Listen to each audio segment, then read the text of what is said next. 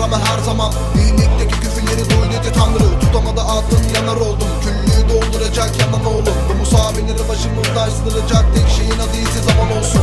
Dur ve de ekmeği böl fakir edebiyatınızla alacak yön. Çok yolunuz var bizim, bu karanlık sizlere edecek kör. Gibi göremiyor gözlerim artık seni, hani faydası yok gibi beklemenin. Deyince onlara kaçtı geri ama tutamıyoruz her tere artık seni. Dün aklıma gelenler gitti sandık, gidip gelenler aklıma çamura battı. Bugün beklentin onsuz biraz ansız, düğün olana kadar yarın tatlıydı.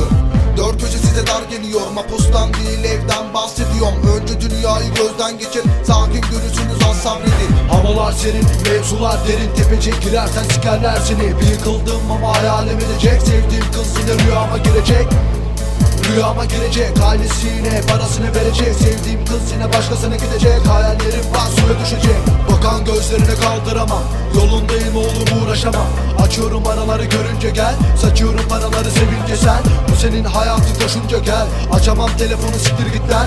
Cigara dumanına hemen iğren, cigara dumanına hemen iğren.